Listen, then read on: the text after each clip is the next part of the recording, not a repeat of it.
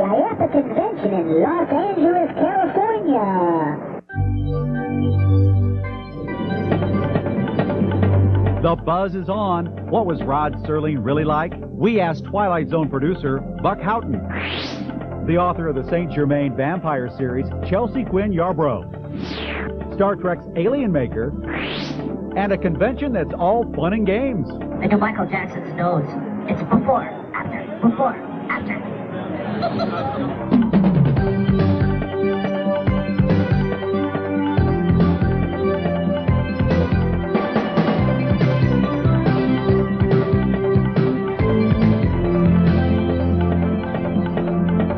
Hello, you buzzers out there. Hey, you've paid for the Sci-Fi channel. We're going to give you your money's worth right now in Sci-Fi Buzz. Nice to have you here. Right to the news. What do you say? Oh, look at this. Guess who's planning a new sci-fi movie? Stanley Kubrick, 2001 fame. He's going to direct AI, which is short for artificial intelligence. I've been using that for years. The film will depict an Earth devastated by global warming. Ooh, it's getting hot in here already. Let's see what else is going on. Also in film, The Mummy will be unwrapped for the third time. The setting will be present day, but it will be similar to the Boris Karloff original. Great. Joe Dante will direct that. Let's see. Also in film, the sequel film Endless Summer 2, which is about the search for the perfect surfing experience, something I know a lot about. It's going to be released in a year or two. Now, a simulation ride film will be released at the very same time. That's going to be great. So portable simulation theaters will travel the country with the new interactive ride. Well, that's going to be great. See the movie and then go for a ride on the perfect wave. Coming to a mall near you, probably. Well, speaking of rides, the IAAPA may sound like a labor union, but we found they run a fun convention. You see, IAPA stands for International Association of Amusement Parks and Attractions. Over 20,000 people came to Los Angeles recently to play at their annual convention. The theme park industry is just like the car industry. You got to keep changing your models every year. If you don't, people are going to quit buying them. The old carnival favorites were here, looking as fun and familiar as ever, but we didn't need to look far to find slick, updated versions of the tried and true as well. Today, every pinball that comes out has got some new mechanical wizardry. Tales from the Crypt has some really far-out ramps on it, and it's got that campy gore, that fun horror, if you would. So, yeah, it's got a lot of good ingredients for pinball. Pop cultural icons were in full force as themes for many of the attractions here. After all, theming has become a hot amusement park ticket. One of the hottest characters is one of the oldest. Dinosaurs will always be popular. I mean, I think that the popularity is crested with Jurassic Park. And it'll probably go down a little bit, but dinosaurs will always be popular. Do you know any child who isn't fascinated by dinosaurs? Hey, hey, Mom, see the way you move. I'll make you sweat, gonna make you move.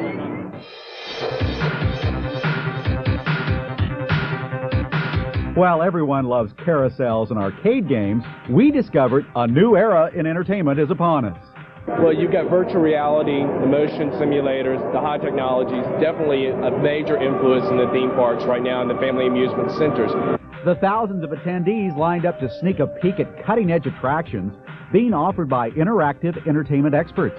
Philosophy behind iWorks Entertainment is that we want to be the leader in software-based attractions for the out-of-home market. iWorks' $1.8 million extravaganza called Virtual Adventures generated a lot of excitement, and with good reason. The ambitious company has devised a ride, a game, and a movie. 3 great sources of amusement all rolled up into one attraction. Well, we think it's the most advanced virtual reality ride on the market today. Our experiences are very much a positive type of experience because you're doing something, in this case, to save the species of Loch Ness Monster. So it's, you're doing something good, but it's very competitive, it's very challenging. Omni Films International previewed a new motion simulator that gives you the rockin' sensation of actually being in a movie. The simulators are based on flight technology, simulation technology. And they are based on a 6-degree of freedom platform, meaning that they can simulate a body moving in any direction. Yet another leader in the booming interactive business is ShowScan Corporation. They're fast gaining a reputation for the quality visual images of their simulated attractions. We are actually recording and projecting images the way you see the world around you. So by creating a visual image that is so real as to trick you subconsciously into believing what you're seeing is real, we can create an experience that's much more interactive, much more visceral. It's virtually reality. Though roller coasters aren't obsolete just yet, it looks like future amusement parks and attractions will provide thrills, chills, and excitement while our feet never leave the ground.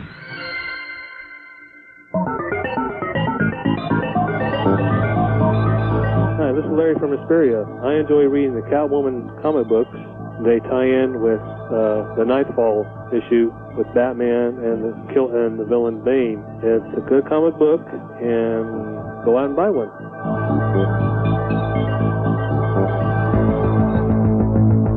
Rod Serling, what was this genius really like? Some insights from the Twilight Zone. And Harlan Ellison after this interruption. Sci-Fi Buzz is brought to you by Jeep and Eagle, a division of the Chrysler Corporation.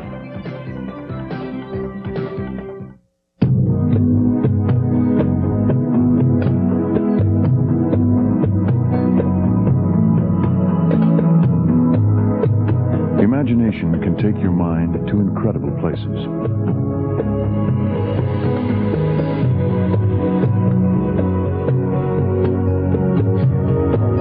For about $17,900, Jeep Cherokee Sport will make sure the rest of you gets there too.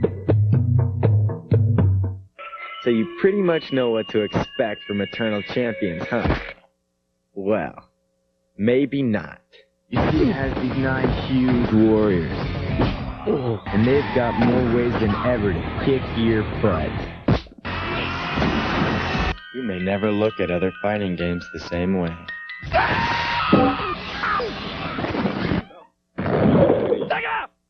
Eternal Champions, only on Sega Genesis. Whoa. You are watching Sci-Fi Buzz on the Sci-Fi Channel.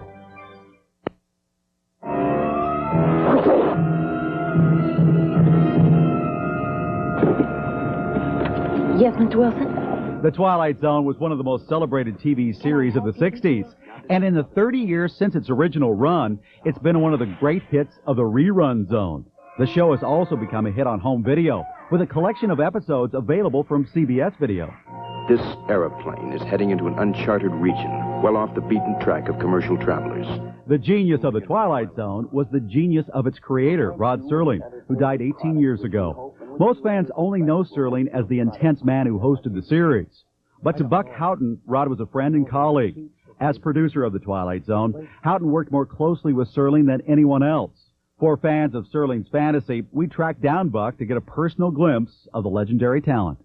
He was always a guy with a very short span of attention, smoked an awful lot of cigarettes, which isn't, by the time it gets to the third pack, it's a nervous gesture. It's not a need for tobacco. Houghton remembers Serling as a creative dynamo, with ideas bursting out of him so fast that a typewriter only got in the way. So Serling dictated the show's scripts to a tape recorder. Rod, with a tape, could do a script in 24 hours. And if he had to pack it out on a typewriter, it'd have been 2 days. And he was a very fast thinker, and therefore anything that sped up the process was to his advantage. Rod was undoubtedly the most prolific writer in the history of prime time, churning out a staggering 90 out of 156 Twilight Zones. The stories often reflected a preoccupation with intolerance, the nuclear threat, and prejudice. I took it off a Jap officer who tried to cut off my noggin. There's something engraved on it. Maybe you can translate it for me. Sorry, I can't speak any language but English. Houghton thinks Serling's social conscience may have been a byproduct of his Jewish ethnicity. I don't think a man who's raised in the Jewish family and so forth could fail to feel a little distinction about himself that maybe got his dander up once in a while. So he never expressed his... I don't know of a Twilight Zone that has anything to do with anti-Semitism or Semitism or anything about it. But it does give rise to a quick perception of injustice or social injustice. Houghton believes that, ironically, the same nervous temperament that drove Serling's prolific creativity also caused his premature death. A guy that can't sit still for over 10 minutes has got something metabolically or neurologically speaking, that's going to wear out. The smoking was a manifestation of that, too. I can imagine that would cause heart problems, which is indeed what he died of. There's too much tension constantly. The rest of us will never know the man behind the craggy face and the sinuous voice which introduced each Twilight Zone. But his extraordinary imagination will continue to intrigue and entertain us. On this week's Buzz Best Bets... Look, up in the sky! It's a bird! It's a plane! It's Superman! That's right, the Man of Steel simply refuses to die. Ever since DC Comics' record-selling Death of Superman issue came out in fall of '92, he's more popular than ever. Time Warner Audio Books has released Superman Lives, a 2.5-hour audio drama based on the current comic adventures of America's most beloved superhero. Superman, how good to see you. Good to see me? By putting me flat on my keister? Yes. Combining the style of classic radio plays with state-of-the-art technology, Superman Lives hopes to introduce a new generation of listeners to the intimate audio experience. For those who still prefer to read about our favorite Kryptonian, The Death and Life of Superman has been riding high on bestseller lists. The book tells the complete story up to the death of Superman and beyond. And who better to tell the tale than Roger Stern, one of the primary writers of the Superman comics. And for those who crave a quick fix of Clark Kent and his super alter ego, he's never further than the nearest comic book shop. Those are this week's Buzz Best Bets. You know, basically I'm an old fart. I'm 58 years old and I'm in sight of the grave. And as the shadow deepens over me, I think back to some of the lost treasures. The lost treasures that live here in memory, here in the perfect video cassette, rather than in phosphor dot immediacy on the idiot tube and are gone forever. I think back to the wonderful books and the wonderful movies that I've seen that no one pays any attention to today because of cultural illiteracy or the fact that they've forgotten immediately. I remember when I was a kid and we would go for a ride on a Sunday afternoon, my mom and dad and I in the old Plymouth. In those days, you just went for a ride, man. You didn't go anywhere. You just went for a ride. And we would listen to the radio, because they had great radio shows on. And my favorite was a show called Quiet Please, which was created by one of the great unsung heroes of fantasy fiction, a man named Willis Cooper. And the show began with the announcer, Ernest Chappell, who was one of those announcers whose voice could stop you as you went through a room, and you would be mesmerized for a moment. And he would begin by saying, "Quiet, please. Quiet, please." And on this Sunday, he said a line that I have never forgotten. He said, "There is a place just 5 miles from where you now stand that no human eye has ever seen. 5 miles down." And the chill that went up my spine that Sunday afternoon is the chill I just felt. Those lost treasures and other treasures that are lost to us because of the need for gimme, gimme, gimme, now, now, now. What book was written this week? What's the latest thing on TV? Are the treasures that we need to remember. I'm going to give you some of them. Look them up. This is good for your soul. Don't argue with me.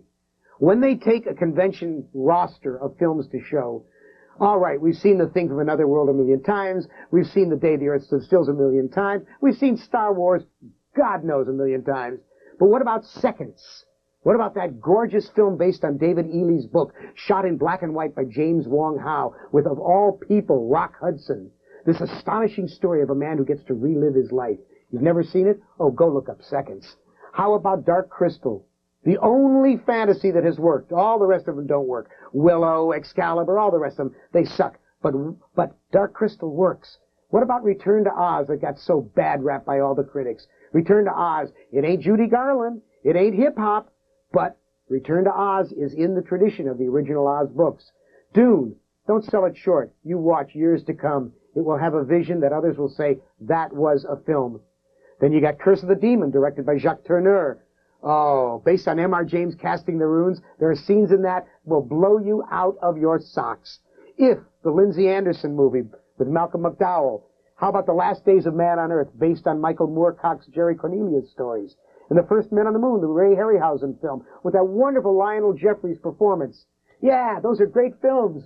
You can get them. They're all on video cassette. And writers, Don't talk to me about Lois McMaster Bujold and her writing this week. Don't talk to me about the latest Star Trek novel. I don't want to know from that.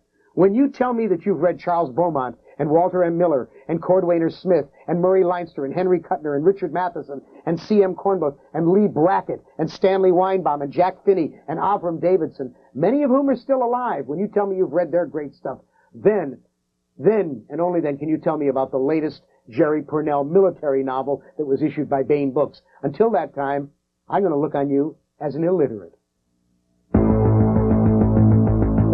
After this disconnect, the creator of Great Vampire Tales, Chelsea Quinn Yarbrough.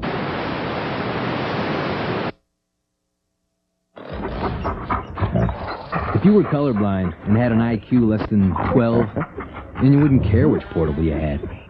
Of course, you wouldn't care if you drank from the toilet either.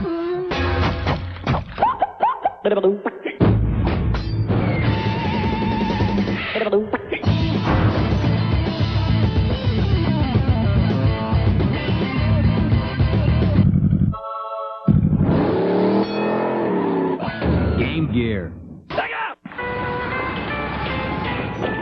Excuse me, could you tell me how to get to Bakersville? Sure. Take 23 north to M34 east to I-14 south, and you're there. Thanks. You bet.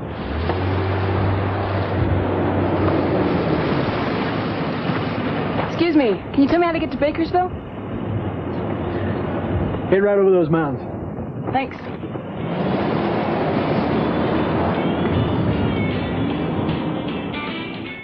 Some long-distance companies talk about discounts only to the one person you call the most, or to certain friends and family. With AT&T, if you spend at least $30 a month on long distance, you can save 15% off your calls to everyone in every state, even on calling card and operator calls.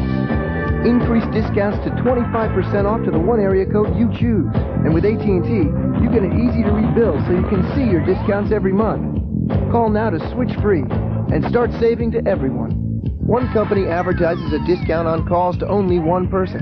Another talks about discounts only to the people on your calling circle list. With AT&T, you get discounts on calls to everyone. There are no lists to make. Switch now, day or night. With AT&T, you'll get a discount on calls to everyone important to you. 15% off to everyone, even to people you just met. So call and switch now.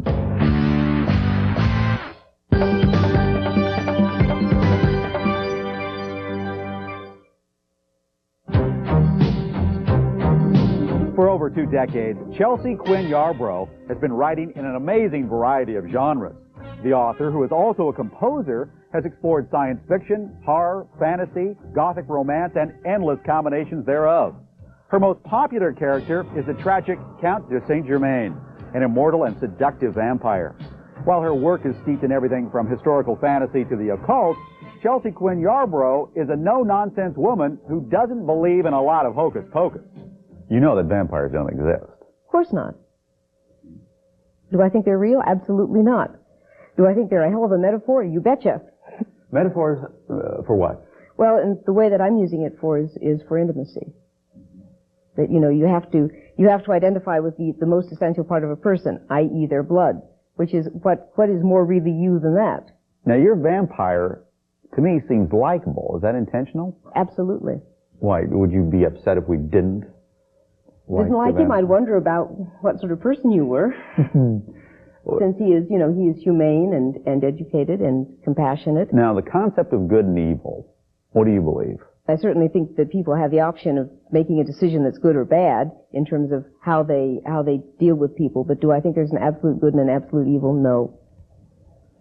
No, I think a lot more responsibility lies on our shoulders than that nice handy explanation would give us. I don't think anybody out there is dicing for me. I think I have to answer for everything I do. The occult, I'm sure, has influenced your writing. Sure. You believe? Well, do I believe in the supernatural? Absolutely not. But do I think that there are things that we haven't figured out the rules for that we label occult? You bet. And we load it up with a whole bunch of window dressing, which is totally irrelevant. What window dressing? You know, you don't really have to keep your tarot cards wrapped in silk and sleep with them under your pillow. And I know people who honestly believe that they won't work if you don't do that, and that's nonsense. You know, they'll work just as well being kept in any kind of sensible container, and you can spread them on a beach at noonday. It won't matter. Yarbrough talks a good talk, but I was in the mood for a challenge. Would you read my cards? Well, it depends. Quite often I don't tell people that I can do hands and palms and cards because, you know, you don't want to spend your whole time. My, you had a terrible temper when you were a child, didn't you? What the hell are you talking about? Temper. Right there. Really? Yep. Chelsea Quinn Yarbrough may make her living creating fantasy worlds, but after talking to her firsthand, you can take it from me. This lady knows what's what. You're scaring me. Wow.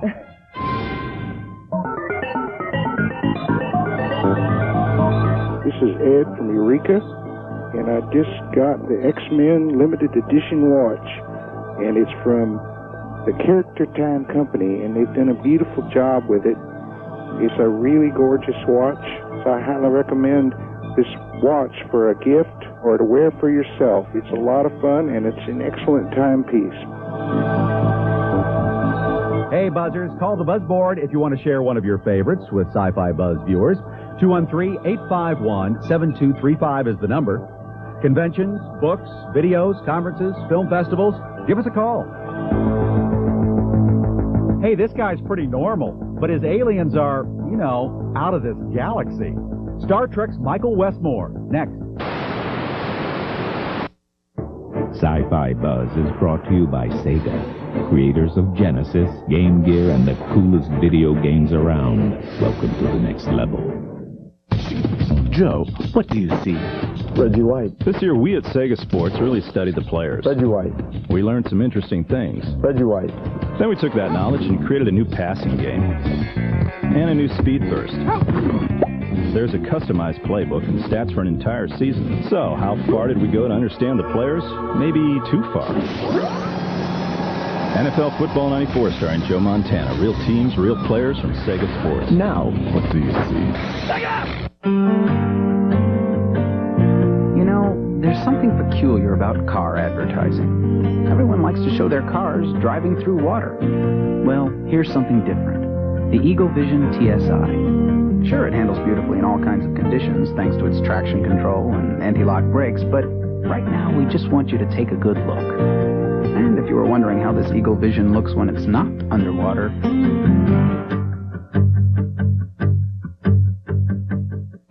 You are watching Sci-Fi Buzz on the Sci-Fi Channel. Want a taste you can't resist? There's no bag chip you can pop like this.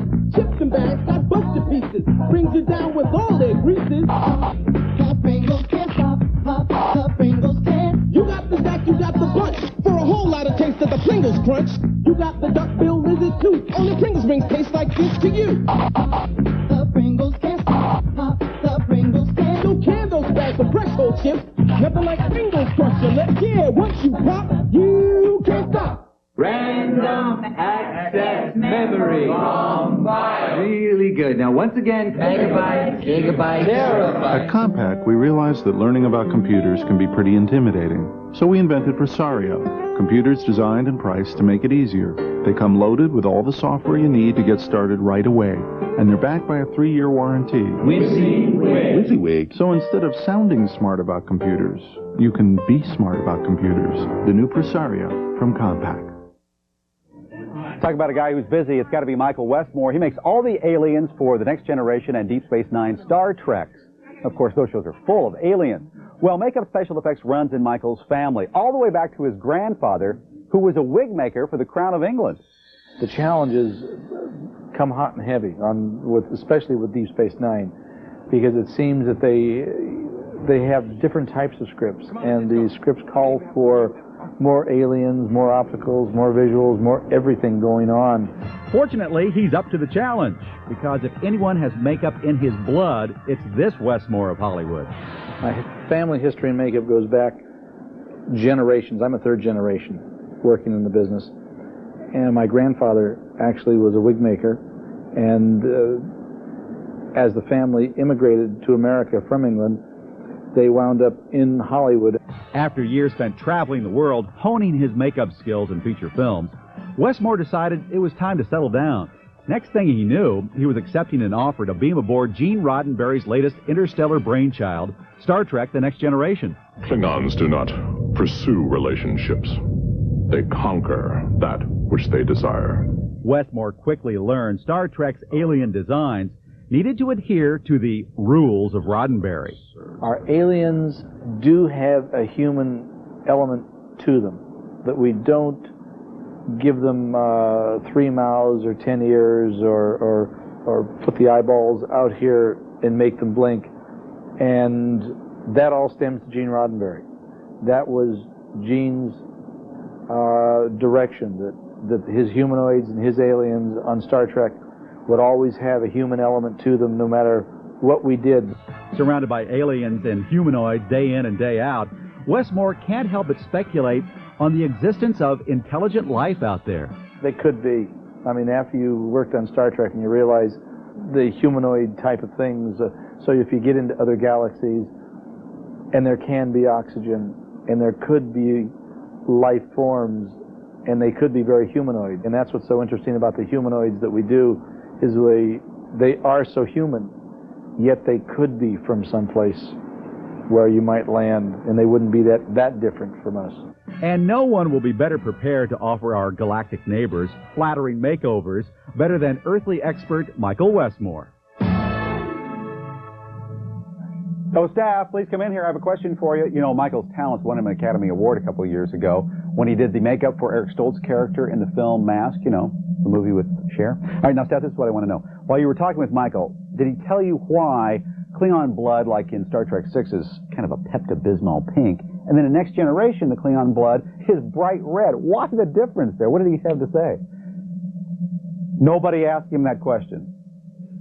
The viewers want to know this kind of stuff. No one asked that question. Just pathetic. Heads will roll. Well, I'll see you next week for Sci-Fi Buzz. They might not, but I'll be here. Send me your resume, by the way.